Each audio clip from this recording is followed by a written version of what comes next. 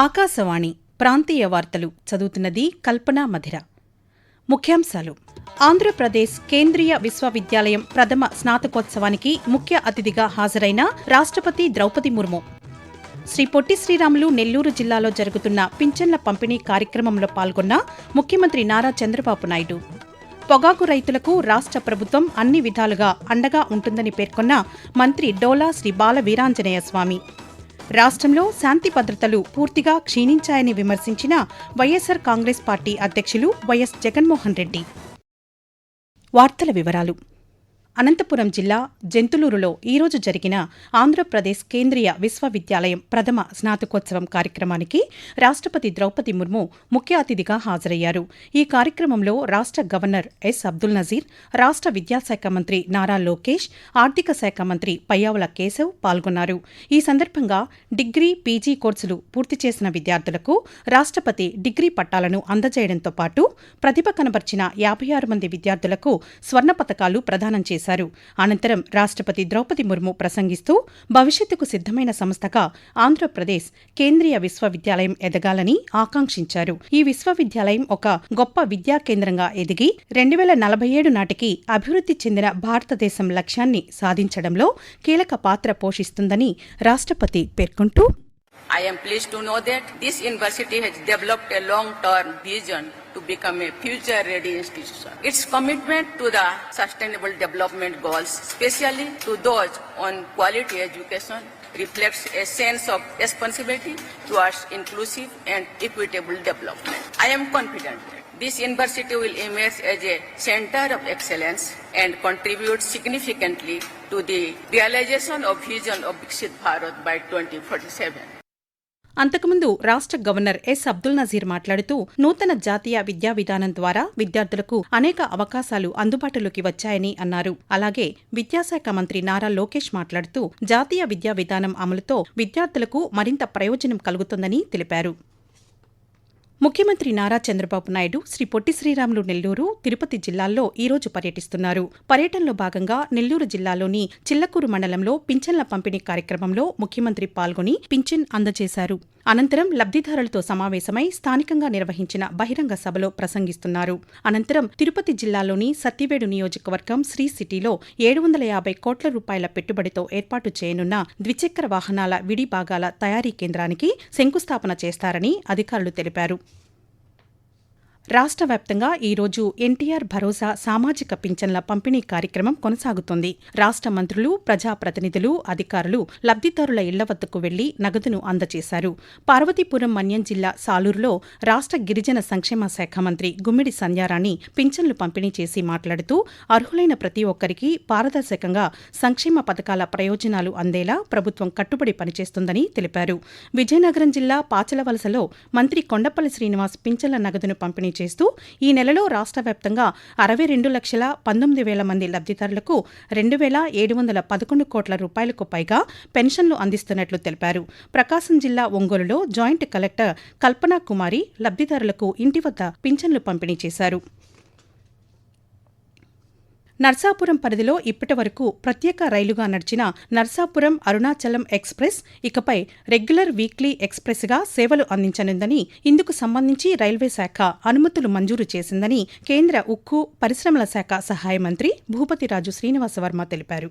ఈ మేరకు ఆయన సామాజిక మాధ్యమం ఎక్స్ వేదికగా స్పందిస్తూ, ప్రజల సౌకర్యార్థం ఈ ప్రాంతం నుంచి నర్సాపురం అరుణాచలం రైలు సేవలను శాశ్వతంగా కొనసాగించేందుకు నిర్ణయం తీసుకున్నట్లు తెలిపారు. తొలి రెగ్యులర్ సర్వీసు ప్రారంభోత్సవం ఈ రోజు మధ్యాహ్నం భీమవరం రైల్వే స్టేషన్లో నిర్వహించనున్నట్లు వెల్లడించారు. ఈ రైలు పాలకొల్లు, భీమవరం, ఆకివీడు, గుడివాడ, విజయవాడ మీదుగా ప్రయాణించనుందని చెప్పారు. పొగాకు రైతులకు రాష్ట్ర ప్రభుత్వం అన్ని విధాలుగా అండగా ఉంటుందని సాంఘిక సంక్షేమ శాఖ మంత్రి డోలా శ్రీ బాల వీరాంజనేయ స్వామి తెలిపారు.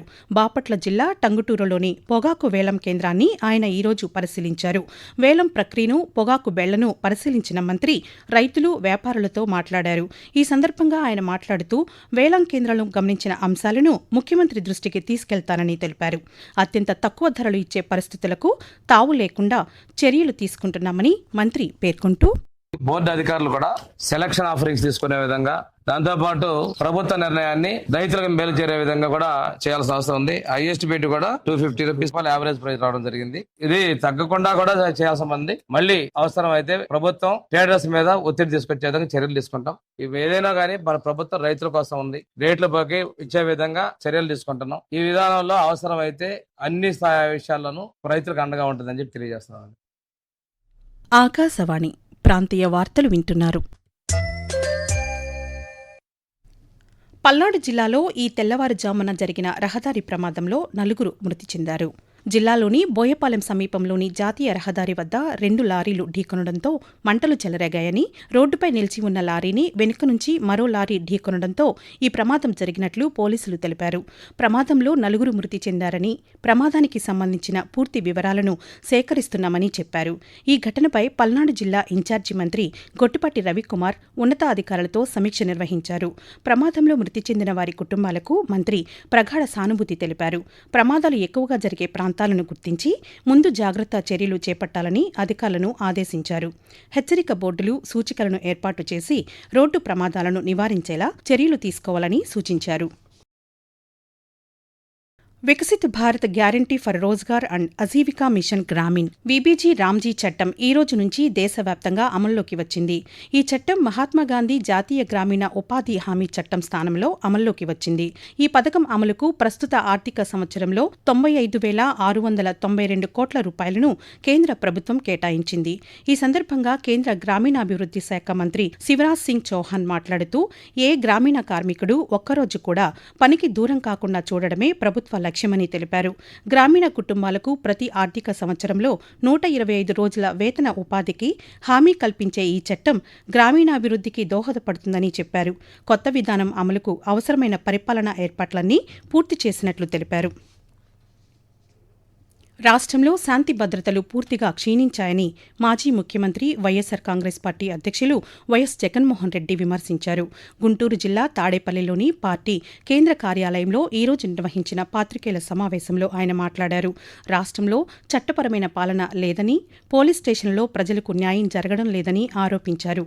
రాష్ట్రంలోని వివిధ ప్రాంతాల్లో ఇటీవల జరిగిన ఘటనలు ప్రభుత్వ వైఫల్యానికి నిదర్శనమని జగన్మోహన్ రెడ్డి పేర్కొంటూ, మే 28న విజయవాడ సిపికి అర్జీ ఇస్తూ తన కొడుకును పోలీసులు తీసుకొచ్చారని, ఇప్పటి వరకు ఏ కోర్టులోనూ ప్రవేశపెట్టలేదని, లాకప్ డెత్ చేశారన్న అనుమానాలు ఉన్నాయని, అత్యవసరంగా ఈ కేసులో జోక్యం చేసుకోమని అడిగితే ఇదే సిపి పట్టించుకోలేదు.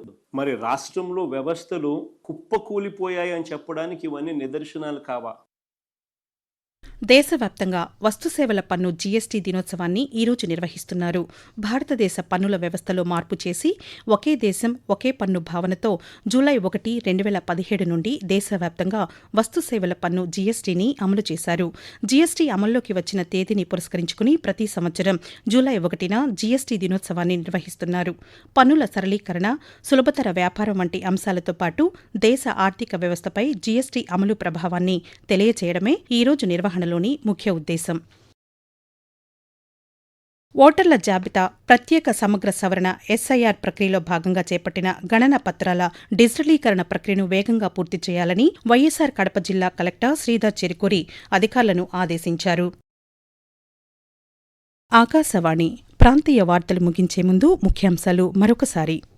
ఆంధ్రప్రదేశ్ కేంద్రీయ విశ్వవిద్యాలయం ప్రథమ స్నాతకోత్సవానికి ముఖ్య అతిథిగా హాజరైన రాష్ట్రపతి ద్రౌపది ముర్ము, శ్రీ పొట్టి శ్రీరాములు నెల్లూరు జిల్లాలో జరుగుతున్న పింఛన్ల పంపిణీ కార్యక్రమంలో పాల్గొన్న ముఖ్యమంత్రి నారా చంద్రబాబు నాయుడు, పొగాకు రైతులకు రాష్ట్ర ప్రభుత్వం అన్ని విధాలుగా అండగా ఉంటుందని పేర్కొన్న మంత్రి డోలా శ్రీ బాలవీరాంజనేయ స్వామి, రాష్ట్రంలో శాంతి భద్రతలు పూర్తిగా క్షీణించాయని విమర్శించిన వైఎస్సార్ కాంగ్రెస్ పార్టీ అధ్యక్షులు వైఎస్ జగన్మోహన్ రెడ్డి. ఆకాశవాణి ప్రాంతీయ వార్తలు ఇంతటితో సమాప్తం. తిరిగి సాయంత్రం 6 గంటల 10 నిమిషాలకు విశాఖపట్నం కేంద్రం నుండి ప్రాంతీయ వార్తలు వింటారు.